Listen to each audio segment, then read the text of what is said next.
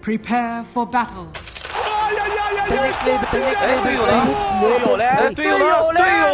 队友呢？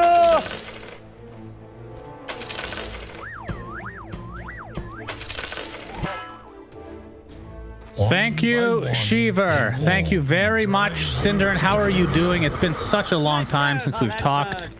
Tell me everything that's happened in the last 10 minutes. Well, we had a little bit of a break for the players. Apparently one PC crashed as well, which was not on the players' side, I do believe. So that might have delayed the game a little bit. So that happened, but you already know that. And thank you, Cinder. Then you're welcome. I'm just answering your question like a good boy. Thank you. Then we had this draft, and 30 seconds. I feel like Viking, again, I like this more than game 1. I don't know if I like it more than game 2. The Undying did not do them any favors in game 1, but I think this time his matchups will be better in lane, so that's good. I really, really hope the Invoker will play Quaswex though, which it looks like with he has Quas skilled first off. Usually Exort Invokers will start with Exort.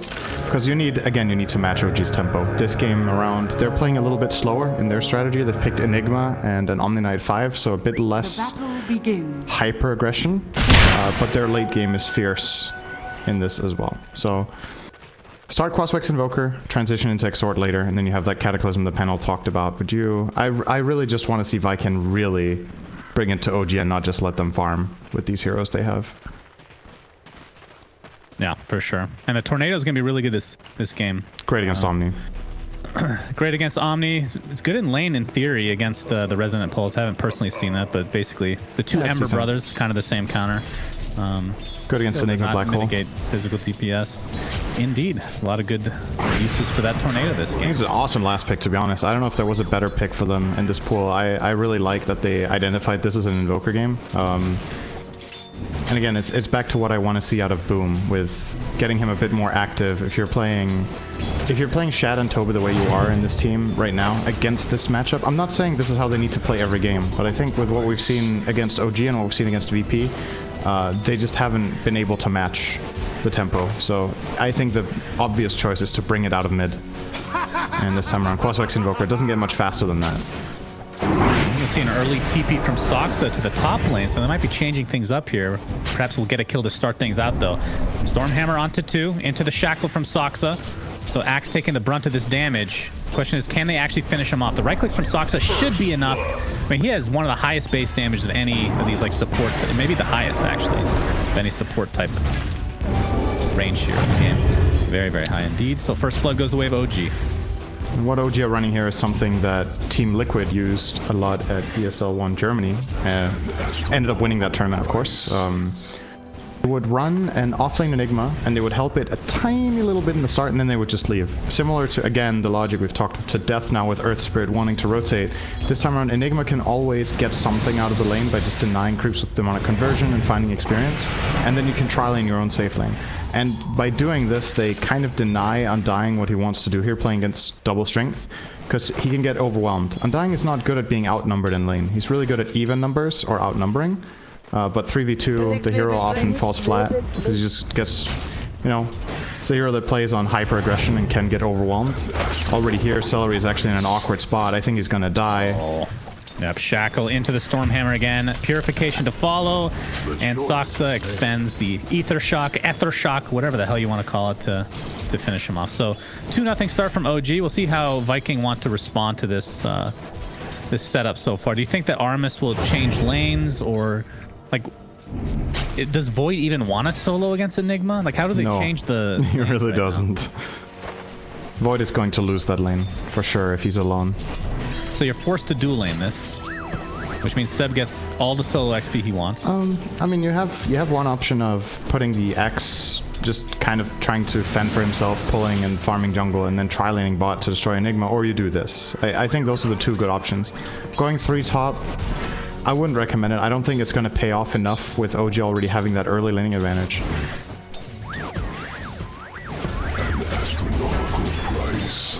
One moment. There we go. Muted. Very good. All right, so Soxa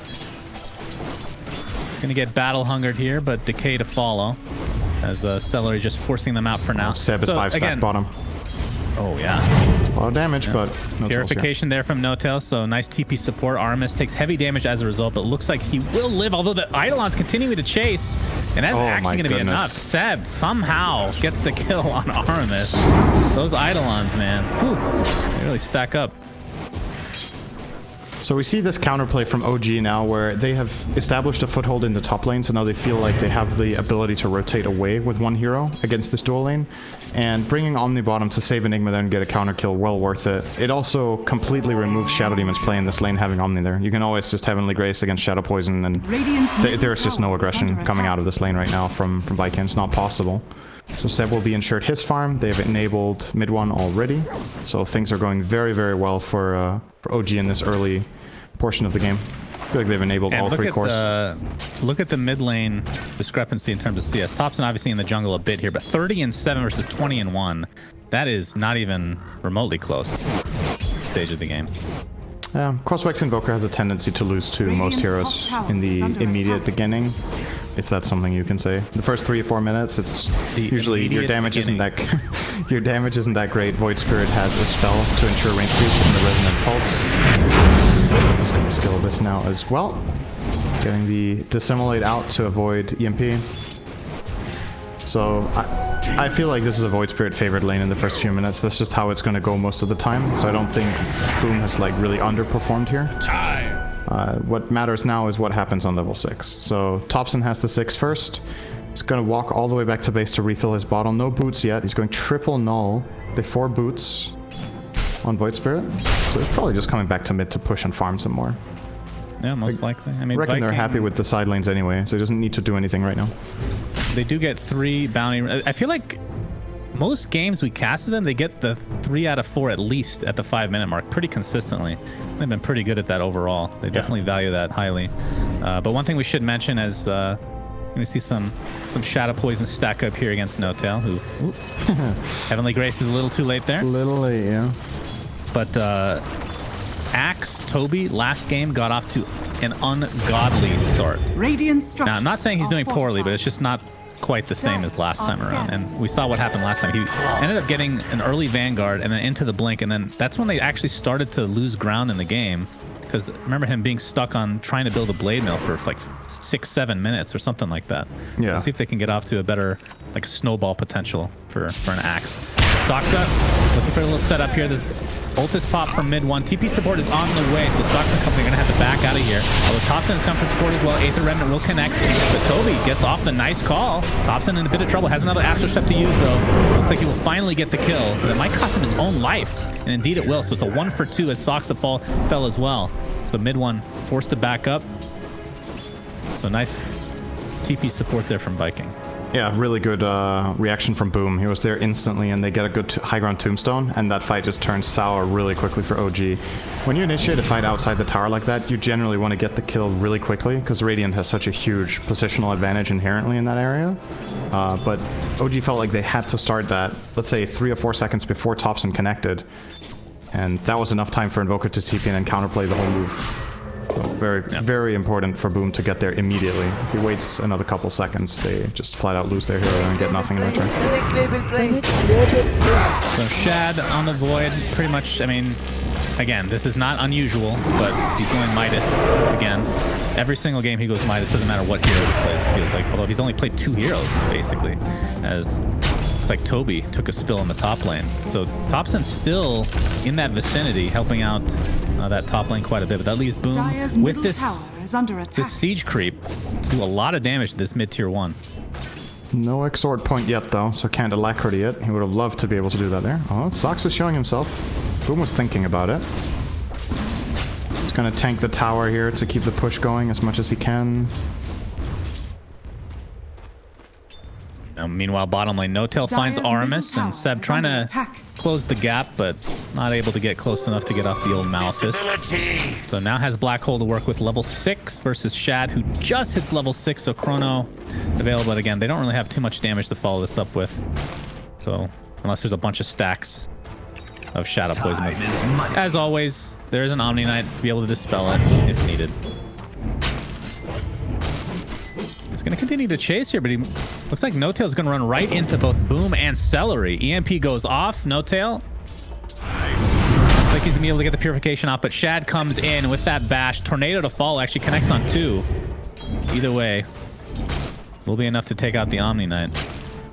You don't really feel too good about the rotational. You brought 4 heroes to kill a 5 Omni, and it just means that there's nothing stopping mid one right now. He's fully in control of his farm. They're gonna double stack here.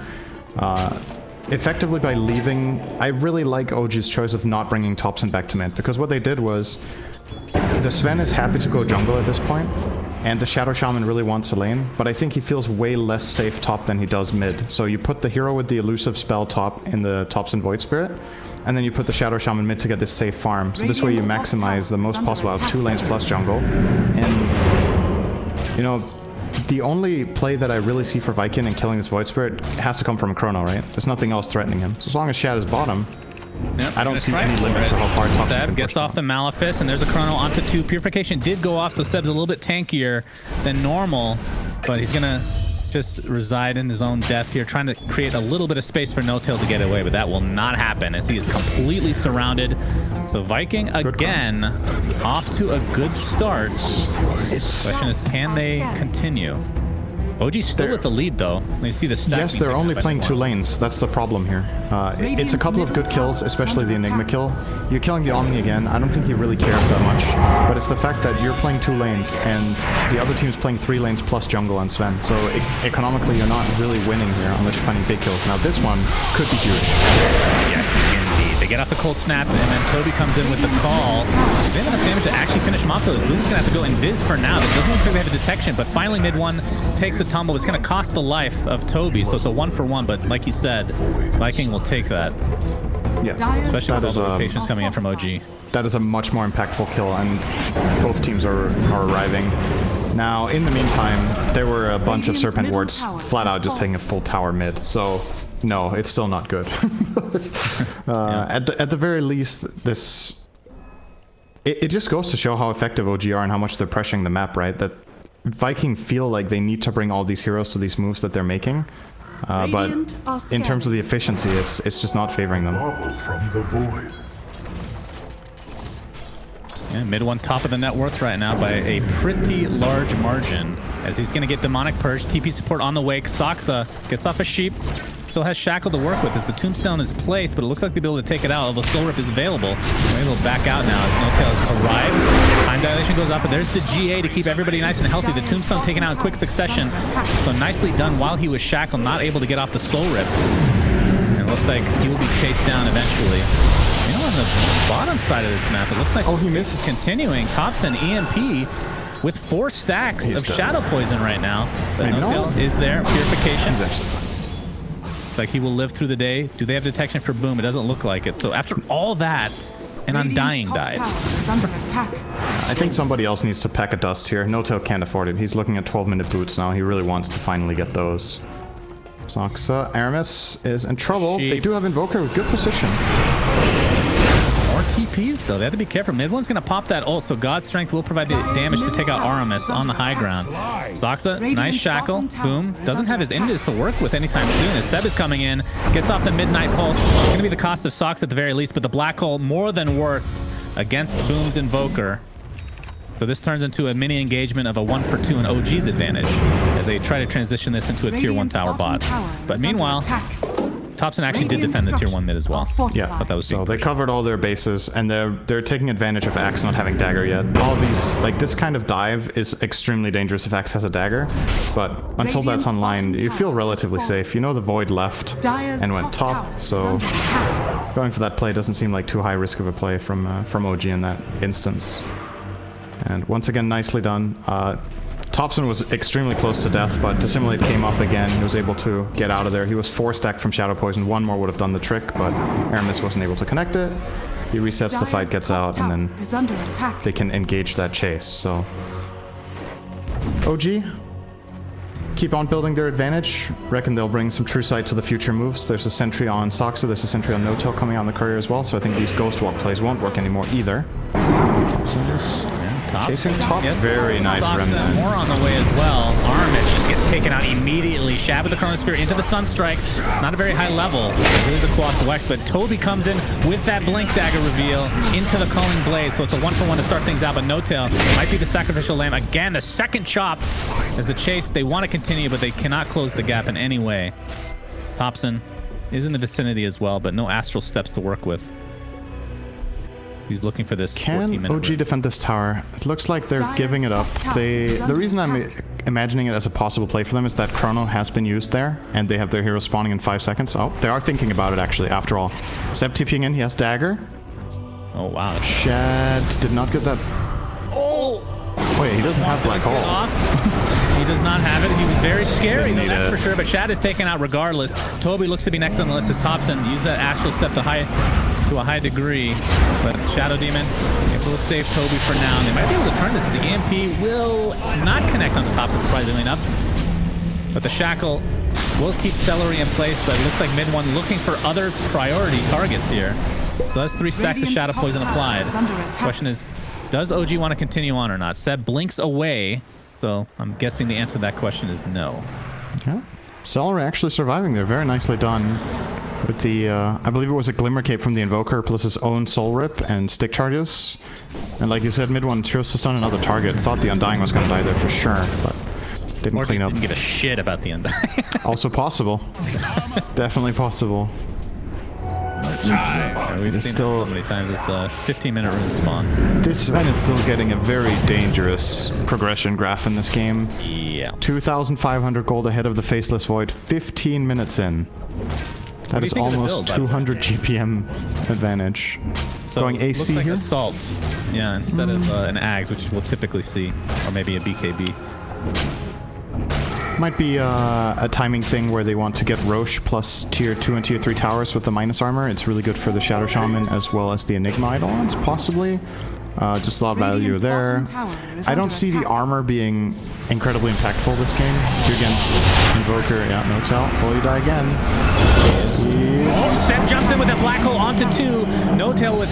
He already used the Purification, but here comes Topson with that burst damage. Boom. Do they have vision? Looks like they'll get him with the Astral, or the Awesome counterplay. Super good. No-Tail lives through the day. Seb gonna get Heavenly Grace. Looks like Shad will at least finish off No-Tail, but the Guardian Angel is popped, but the Soul Rip is enough to finish him off. So Guardian Angel, unfortunately for OG, is wasted. Oh, Shad's gonna farm here? So, Oh, never mind. here, gonna Chrono both Undying. That's how worthless he is, apparently, according to Shad right now. But Saksa is gonna get chopped down by the initiation from Toby. And here comes mid one. The nice Stormhammer. The cleave is out of control. They're gonna be able to find 1, make it 2, and Celery should make it a clean 3. The double kill for mid one. Topson getting the 3rd. Staying around a little too long in the enemy jungle for Viking.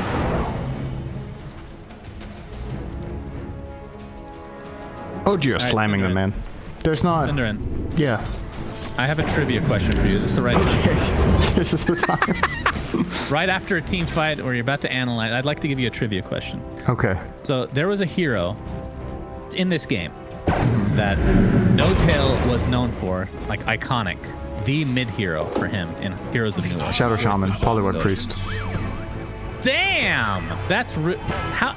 I probably told you this a million. You're an old man. You forget what you said yesterday.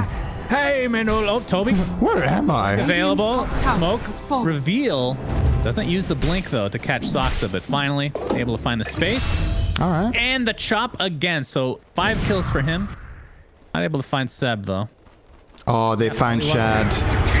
It's Topson Void Spirit. Oh, boy. Double silence. Yikes. Oh, maybe not. Big Can't sticks. kill. Is under attack. He does get off the time dilation. Oh, there's now the Topson save. is awkward. Armis Awkwardly placed. do a lot of damage. Topson just TP out in the face of danger. Oh, the cold snap. The cold snap from afar.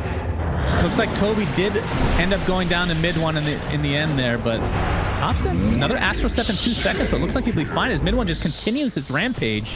Dude, the amount of space, though. The fact that he doesn't die there and forces double TP just makes this top play so easy for mid one and Seb. When When Void gets jumped like that, your instinct on any support play there is to try to save him, right? So they bring... Well, they didn't bring a support except Shadow Demon. Undying wasn't much help there. But they brought Invoker as well for help. And he still manages to get out of that. Just the Heavenly Grace, his natural elusiveness, and the lack of damage that these heroes have on Viking when they catch him there. They just can't punish him enough. I thought for sure he was going to kill Void, but nice stick charges at the very least. Stays alive. Cost him 2 teammates on the other side of the map. The next label play, the next label play. OG with that 9k net worth lead as the tier 2 neutrals are starting to drop for OG specifically here. AC is done for mid one. I believe you mentioned that. And obviously the Ags we saw already from Topson. That still looks to be the choice here, but Seb taken out in the meantime. Nice, another smoke gank here from Viking. I feel like they're doing a pretty good job with that, but see if they can get away. As Topson jumps in, the silence continues onto Aramis. It looks like he's going to live through the day. Gets up the Demonic Virgin in tow as well. As Soxa gets the shackle onto Toby, but he's going to live for now. As Topson's stuck inside the brunt of the damage, but the GA is going to save him. It does for now, and he just gets away with a sliver of HP going down to this Battle Hunger, but it's a relatively low level right now. So it looks like he will bottle through that.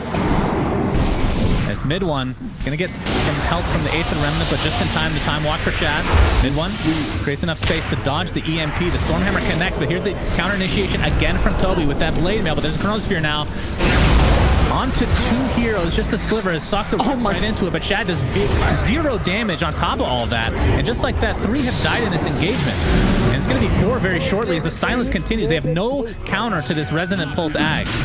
And now into a Roche. Seb still has Black Hole throughout all that. He died at the very beginning and was able to join his team towards the end of that engagement. I know you love your Ags lists. Yes. Where do you place Void Spirit Ags right now? I'd have to reorganize. I think I did it before Void Spirit had it. You did. So just gut feel. How good do you think it is? In all honesty, yeah. If you compare it to all the other Ags and you're given it for free, it's probably average. I know you hate that answer. Wow. Yeah, I think Ags are really good in Dota in general. I think this Ags is one of the absolute best. There's a reason because you see... I look at Snapfire, and that's like a top 5 probably. Right? Snap is incredible too, but the amount of impact you have when you just collect this item on Void Spirit is absolutely insane. Look at the place he can pull off. He's literally jumping into 5 heroes and just killing them. It's quite good, I will say.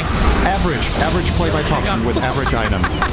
Toby gets off the call. Looks like Seb will fall again. So neither will get that black hole, but it doesn't matter. Topson's just destroying everybody. He doesn't even have the Deso yet.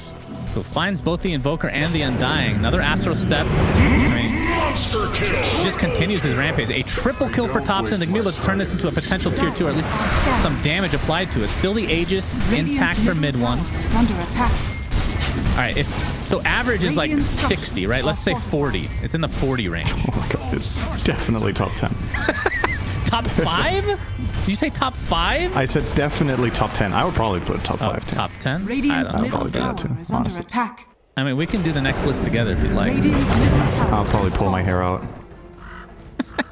Number 1 is definitely Lifestealer, by the way. The Yeah, save wow. potential is unreal, let me tell you. But yeah, Aegis still there for mid one as he is working towards an Abyssal Blade. I believe he has the Bash already. Probably being delivered right now. In fact, it is. So 14k net worth. This is unfortunate. A stack denial. Unless they stack them themselves, I'm not sure. They've had Topson's literally 1v5 right now. Just want to point that out. Yeah, that's typical Topson. Okay, now it's Radiant's 2v5. top tower is under attack. Not able to that finish one. off the Undying quite yet. He's already expended all his Astral Steps, so put himself in a precarious spot. In the meantime, Axios up a nice call. It's ended up being a trade, 1-for-1, but again, Viking will take that. Just any other player in the world do that. I mean, OG, obviously, they had the outpost, so they were ready to make that connection play with it, but he burst all of his escapes and mobility spells into a position 5, and he missed the last Astral Step, so he didn't get the Undying. But they still trade 1-for-1. And OG don't care, they're just going high ground. Yep, this is going to be a tier 3 at the very least. They don't even have a Fortify to work with. Probably go for Rax if they really want to force it, but of course they don't have the Void Spirit, which is a huge part of their team fight right now with that double silence, as you've been alluding to so often. Tornado's gonna purge a little bit off there, but The next label play. Next label play. looks like OG will just reset. Still have that Aegis, but I think it's gonna pop by the time they want to end up fighting again, most likely. God Strength and another minute. I mean, again, I'm not saying Void Spirit Ags is bad. I'm just saying, like, typically you don't see a Void Spirit go this ham when they get Ags, but he just got it so early. In my opinion. Yep. My very humble opinion. Everyone is allowed to have their opinion. That's fine, Cinderin. Nope. All right.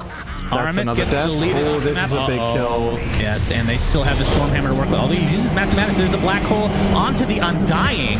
They really hate that disgusting zombie. But either way, that's 3 dead. No buyback on the Void, so that should open up a set of bottom racks. They do have a little Radiant's counter potential with the bottom Blink, barracks are Blade under Mail, and attack. whatnot. And still waiting for this wave to come in. But mid one, I mean, he still has his ult in a couple seconds. See if he uses it here. And they can get mid racks as well. It is open. They Radiant's cannot go for megas. He's just going to get the melee and run to the tier 3. Dire's Void top is up in 15, has Radiant's Chronosphere. bottom barracks are under attack. But again, like with this build, very defensive. Blade Mail, or sorry, Hand of Midas, middle tower Black King Bar, and 0 damage to work with. So this is going to be 2 racks as Celery gets destroyed. That is the Desolator Topson now. Oh, the silence prevents Toby's Berserker's call. That is truly unfortunate. The buyback is going to die, but Jesus, Void dead again. He just revived, young man. Jesus, get out of here. OG looking primed to take this series 3-0. Mid one still has the Aegis. Looks like he might consume it here. It's going to be close in terms of the timing. Toby gets a nice call onto 2, but only 2 remaining members of Viking are standing. And not for long, it looks like. Topson Oh, he missed. goes into the fountain as per usual. GA a little bit late. Might have been out of range as well, but it doesn't matter. It doesn't. GG called, and wow. Viking Man. 5 games in a row, Cinder. I don't... Kind of insane. I was not expecting this. They did